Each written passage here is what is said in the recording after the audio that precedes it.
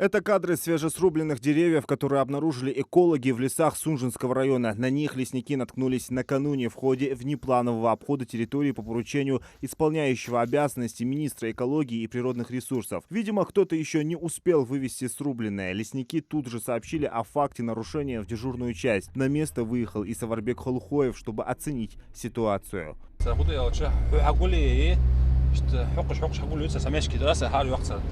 أخوات مت هقول لا إمنا بلاشات كوريوي شيء مش كوي حنزة تيجي على خدها صار أول وقت جاش بقول جوي عدل حد دالس بس تيمو ده حد جاش بقول حد دالس. К приезду исполняющего обязанности министра ситуация уже изменилась. Видимо, в спешке нарушители успели собрать срубленные деревья в одну кучу, вероятно, с целью их погрузки и последующего вывоза. На часах было уже 6 вечера, сотрудники полиции так и не прибыли на место происшествия. Однако ответственные за срубленный лес быстро принялись решать вопрос на месте с министром.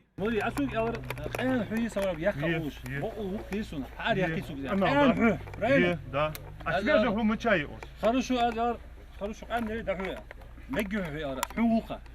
يلا أنا لا. أير في свежий перетамби. Мы свежий, мы чай. Давай экспертизу сделаем, давай.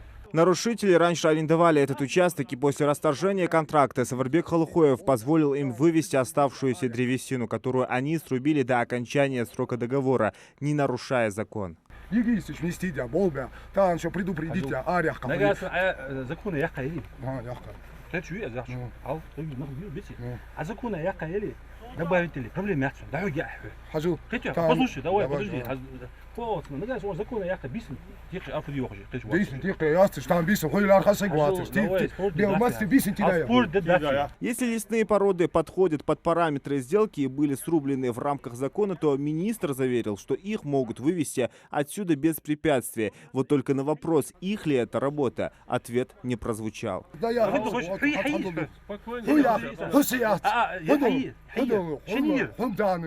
Послушай. Я природный судья. Конкретно там, бисмиер, конкретно бисмиер. Уз браконьер жил, уз кабар жил. Я сейчас тебе, сейчас ночью тебе не могу сказать. Вот что. Не, потому что надо это днем. Ай, подожди, не газ. Объясни, ай, ночь. Они сякая, свальбик. Бол лауз. Отдать ас. Не, ты сейчас уже начинаешь. Нет, почему? Сумача, уз лилдер, сундико. Да, шин, садил шин, малушин, болый. Сигуляция чмети.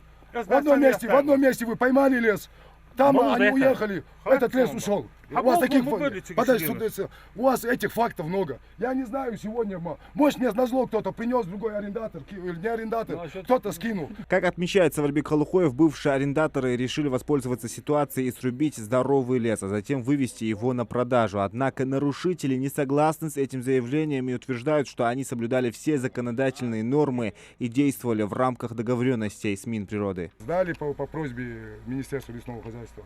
Ну вот этот процесс передачи леса они так затянули.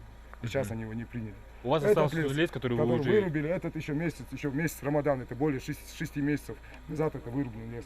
Вот по этим, если посмотреть, по вот этим видно, что это старый лес.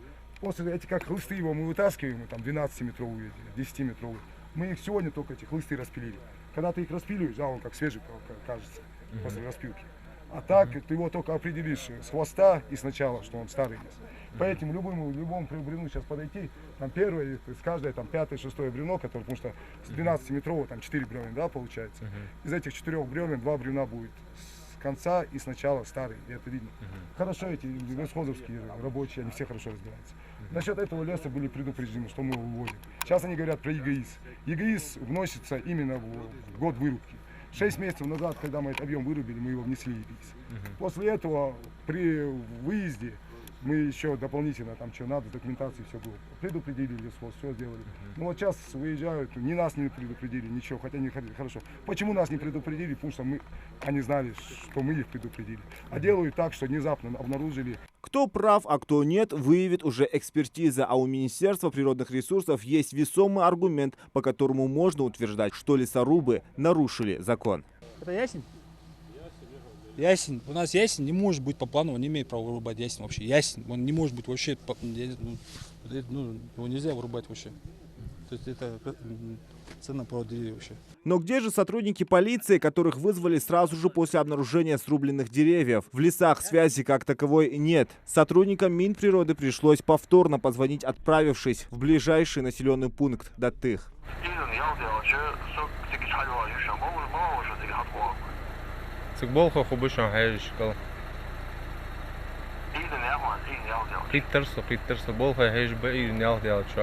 Приедут завтра утром, в темное время суток не работают. Так сказали нам в дежурной части. Хотя первый звонок был совершен еще днем в 14:49. По заявлению исполняющего обязанности министра природных ресурсов, с подобной ситуацией они уже сталкивались. Это было позавчера ночью, также в Сунжинском районе было обнаружено, то есть такие же деревья срубленные, то есть попиленные, то есть материал. Вызвали работники Сунжинского лесхоза, вызвали, то есть СОК, это следственная группа. Но, к сожалению, они не приехали ночью, приехали только утром. Утром, когда они приехали, уже леса не было, то есть его они вывезли, получается. Кто это вывез, чернорубы или арендаторы, ну, неизвестно. То есть это как бы налицо нарушение, которое нужно было пресечь. По заявлению сотрудников Министерства природных ресурсов, чернорубы перешли на новый уровень. Благодаря новой технологии они ночью срубают деревья практически бесшумно, а потом его также незаметно вывозят на реализацию. И это несмотря на то, что с предгорной части Ингушетии выход на равнину есть только через 2 блокпоста. Около $500 000 рублей насчитывается материальный ущерб, нанесенный лесу, а касаемо экологии и не сосчитать. Таких фактов было за последние годы масса. Больше 20 провели. По-моему, если не по 600 миллионов уже выявили. Это только начало мероприятия. Рублей. Ущерба, да. Ущерба, нанесенным, да. С начала этого года? Да. Даже Месяц, с апреля месяца. Глава Минприроды винит во всем не только чернорубов, но и тех, кто способствует их деятельности. Так как утверждает Саварбек Халухоев, даже среди сотрудников Минприроды есть те, кто закрывает глаза на то, что нелегалы истребляют лес. Я могу сказать одно, что из-за халатности некоторых недобросовестных работников лесхозов, к примеру, да, вот такое вот безобразие происходит. И мы увольняем сотрудников, и, кстати, уволили очень много сотрудников.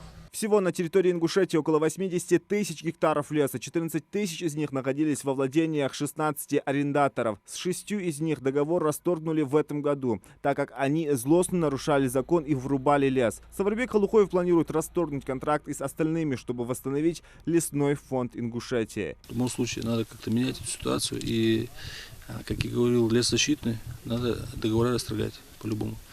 Второе, если не будет документов, то не будут воровать лес. По крайней мере, в таком масштабе не будут воровать. Почему? Потому что документов не будет вывозить лес. Вот через посты, у нас посты полицейские, да? Лес как вывозится. Они показывают документы, те пропускают.